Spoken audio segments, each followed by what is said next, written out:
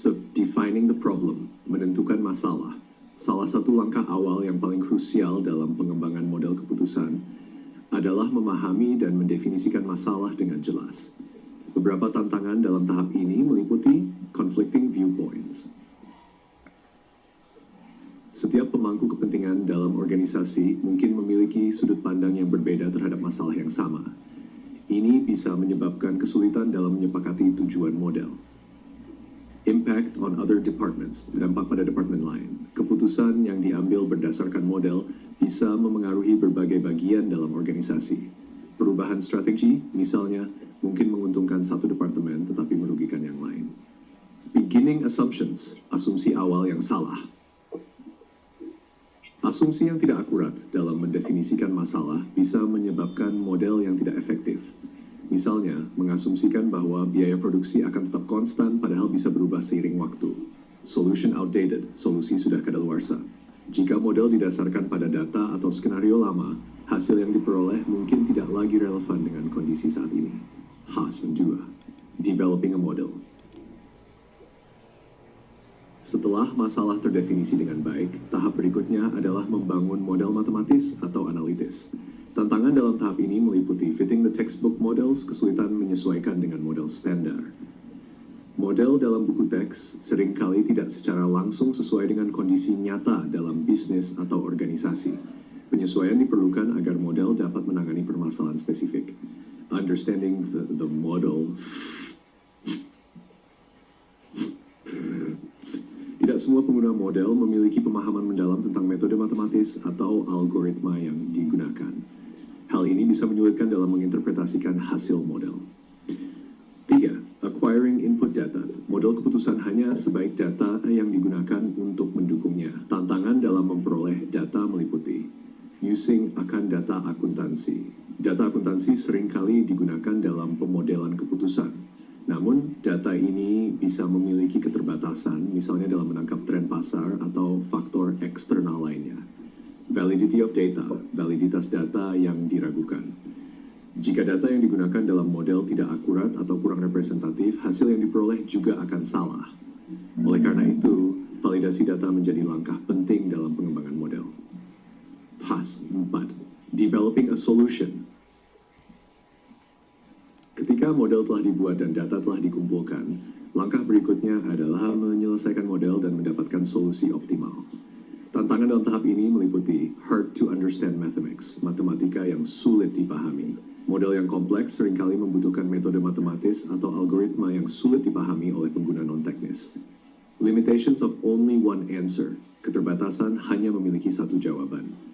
Model seringkali memberikan satu solusi optimal, padahal dalam kenyataannya, keputusan bisnis dapat melibatkan berbagai faktor yang membuat perlu adanya fleksibilitas dalam solusi. LEAM, testing the solution.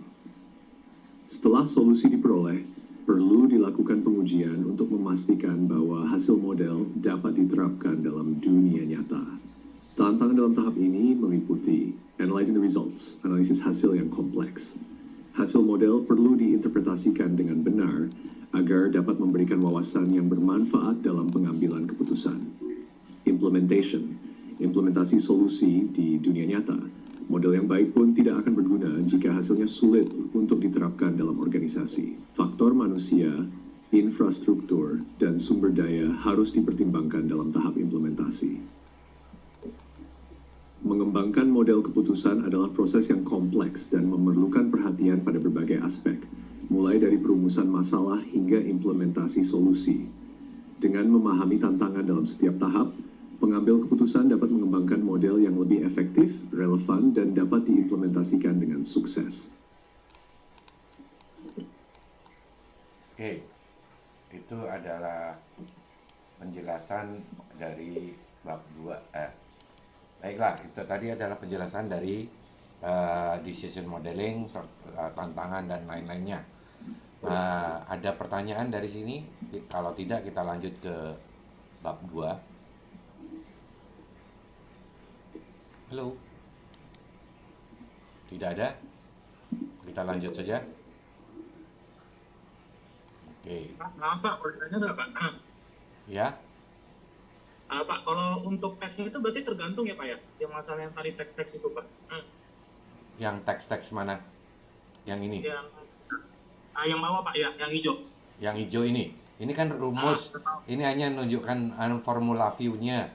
Ini adalah yang modelnya seperti ini. Nah, formulanya ini. Oh gitu Pak. Ini Baik, sudah Pak, dikasih. makasih, Pak. Ya, ya, ya. Kita lanjut ke bab 2 ya. Ya Pak. Bab 2, chapter 2. Chapter 2 itu adalah tentang linear programming model. Ini sebenarnya di matematika sudah ada dengan metode grafik. Ya. Dalam linear modeling ini secara ringkas saya akan di sini banyak sekali ininya, tapi saya buat aja yang langsung saja yang penjelasan secara menyeluruh bagaimana membuat linear programming ini. Saya minta tolong pada komputer untuk menjelaskan pada Anda. Kalau masih belum jelas, silakan Anda tanyakan. Lecture Note Chapter 2, Pemrograman Linear, and hash materi Pemrograman Linear LP, Metode Grafis dan Komputer. 1. Pendahuluan. Pemrograman linear programming, LP, adalah metode matematis yang digunakan untuk menyelesaikan masalah optimasi dengan kendala tertentu. Tujuannya bisa berupa memaksimalkan keuntungan atau meminimalkan biaya dengan mempertimbangkan keterbatasan sumber daya. Langkah-langkah dalam mengembangkan model LP. 1. Formulasi model, menentukan variabel keputusan, fungsi tujuan, dan kendala. 2. Solusi model, menyelesaikan model dengan metode grafis atau menggunakan perangkat lunak seperti Excel Solver. 3. Interpretasi analisis sensitivitas, menilai hasil dan melihat bagaimana perubahan parameter mempengaruhi solusi. Karakteristik model. 1. Tujuan untuk memaksimalkan atau meminimalkan, contoh, memaksimalkan keuntungan atau meminimalkan biaya produksi. 2. Memiliki kendala, contoh, keterbatasan bahan baku, waktu kerja, kapasitas produksi. 3. Terdapat alternatif solusi, harus ada lebih dari satu cara atau kombinasi untuk mencapai hasil terbaik. 4. Semua persamaan bersifat linear. Hubungan antara variabel harus berbentuk persamaan atau pertidaksamaan linear. Contoh formulasi model LP masalah produk kasus Flair Furniture Co. perusahaan memproduksi kursi dan meja, dengan tujuan memaksimalkan keuntungan. Sumber daya terbatas dalam waktu pengerjaan kayu dan pengecatan. Data produksi, produk, profit per unit, waktu kayu, jam, waktu pengecatan, kursi, limda, meja, duja, 3.2. Batasan sumber daya, 2 diffusion param objective function. Langkah formulasi model. 1. Variabel keputusan jumlah kursi yang diproduksi, T jumlah meja yang diproduksi, 2. Objective function. Maksimalkan keuntungan, max Z equal plus 5C. 3. Kendala, C batas waktu kayu, P plus 4C, 4C in pengecatan, 2T plus 1 and C. Batasan produksi kursi, C batasan produksi meja, kondisi non negatif, nilai C, dan 4. Yang keempat, penyelesaian dengan metode grafis.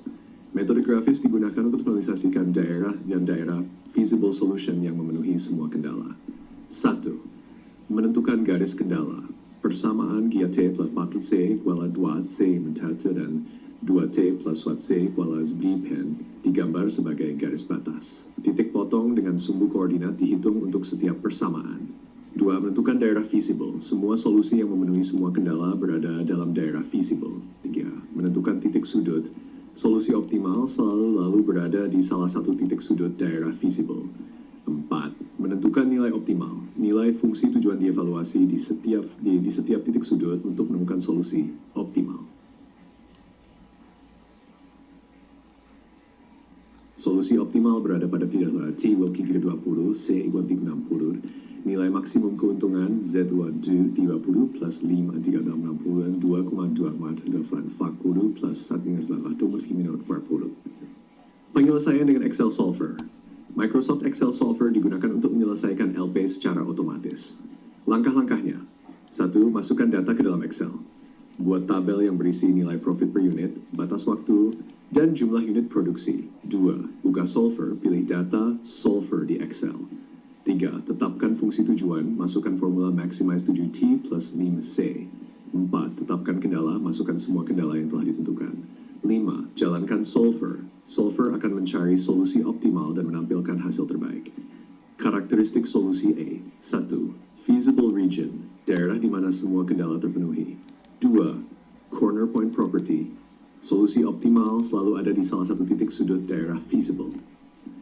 3. Optimal solution, titik yang memberikan nilai maksimum untuk fungsi tujuan. Situasi khusus dalam LP. 1. Redundant constraints, kendala tambahan yang tidak mempengaruhi daerah feasible. Contoh, X10 kuad X12. Oke, sebaiknya saya jelaskan aja di sini untuk flare furniture ini, yaitu saya agak perbesar sedikit.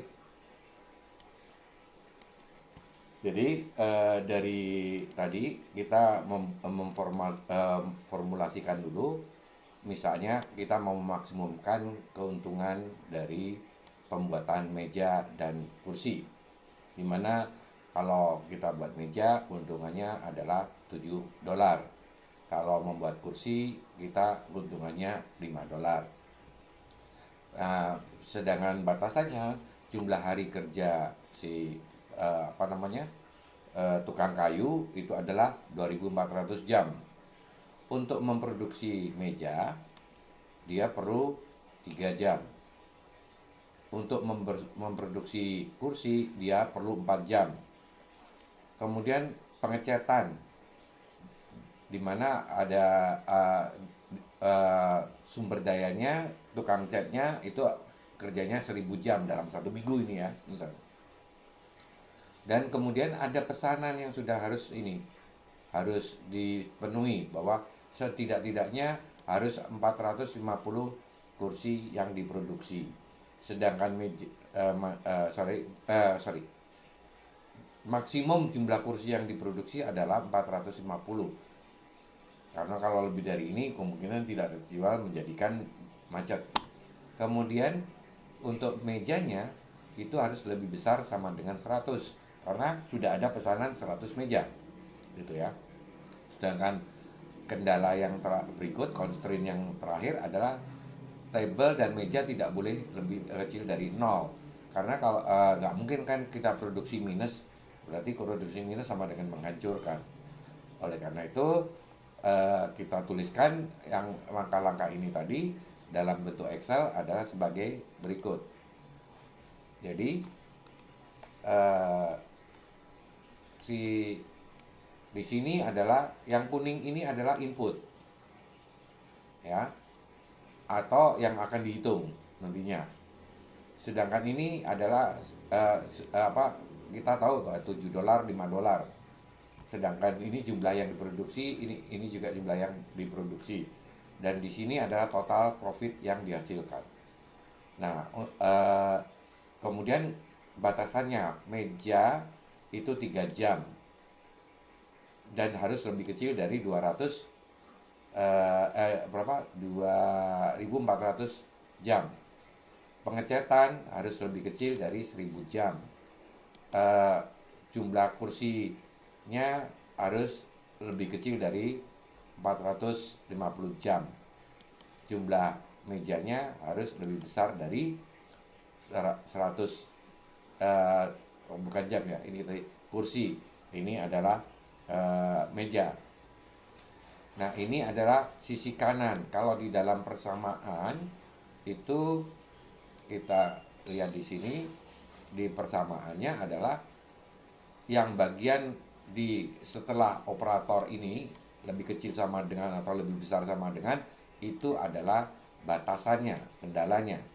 Ini adalah yang batasan variabelnya, bahwa untuk memproduksi meja 3 jam. Nah, ini semua dimasukkan ke dalam Excel seperti ini. Kalau di dalam kita lihat dalam bentuk formula view. Terima kasih. Saya lupa. Udah panjang lagi saya ngobrolnya. Jadi Iya, Pak. apa namanya? Yang tadi ini dari apa namanya? eh, maksimum kan 7 T 5C. 7 dolar untuk profit untuk meja, 5 dolar untuk memproduksi kursi. Nah, di dalam Excelnya kita lihat di sini dia dituliskan profit 75 table chair. Kalau misalnya Anda nggak suka ini anunya apa namanya? Harusnya ini tulis saja tables dan chair. Oke, tapi ini T dan C, tables dan chair. 75. Kemudian jumlah unitnya kita belum tahu biasanya. Karena kita ingin berapa supaya optimum gitu ya. Di sini jumlah profitnya itu adalah jumlah kali antara jumlah yang diproduksi kalikan profit. Itu adalah ini kali ini ditambah ini kali ini. Atau dalam rumusnya sum product ya.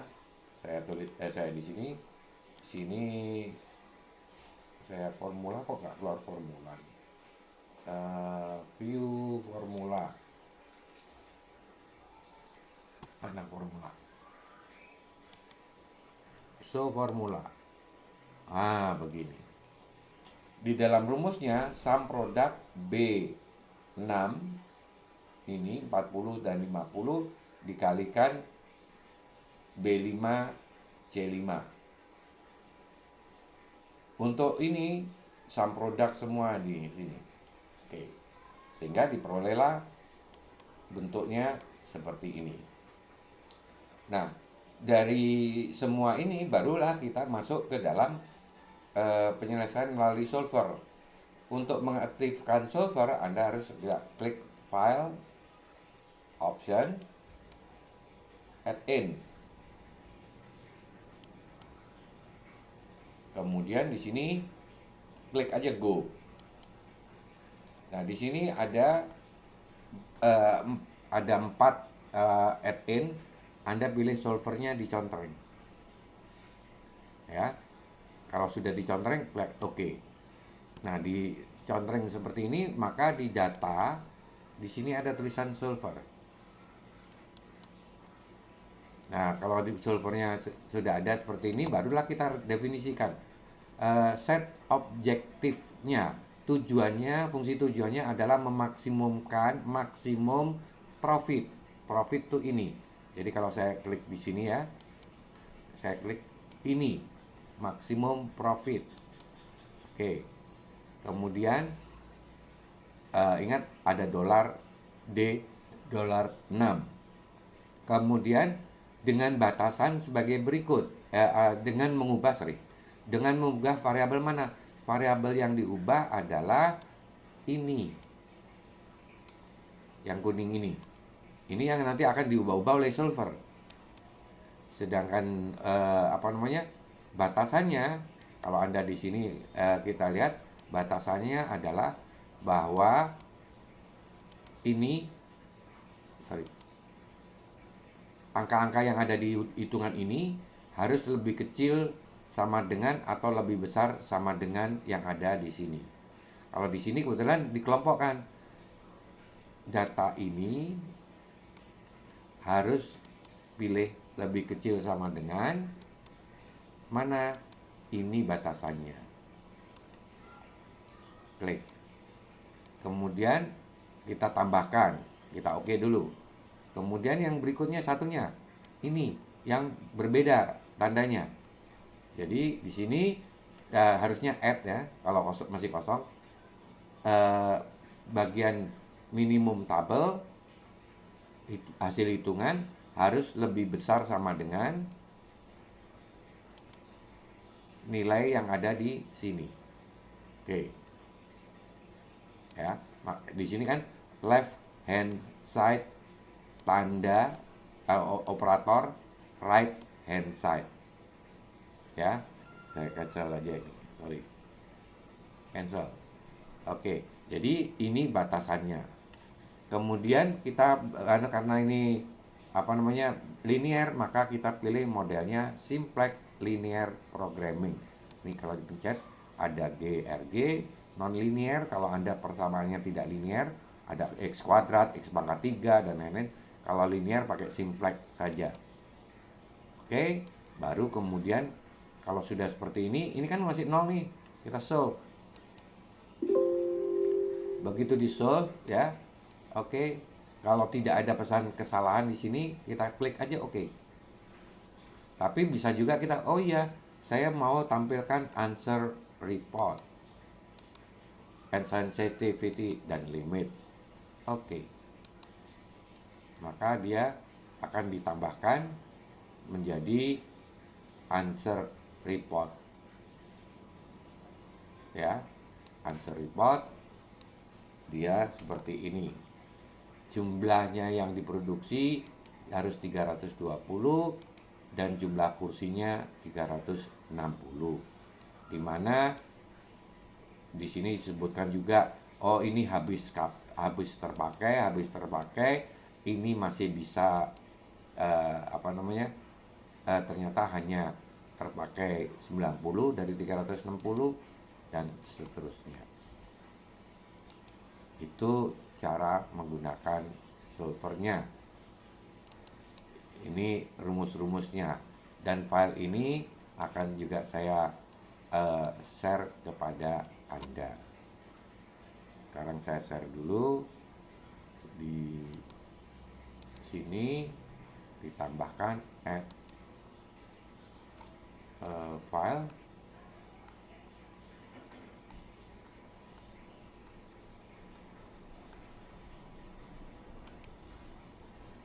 Oke, dan di banyak sekali model-modelnya di bab 2 itu akan saya masukkan semua Excelnya. Silakan Anda coba. Loh, mana ya tadi?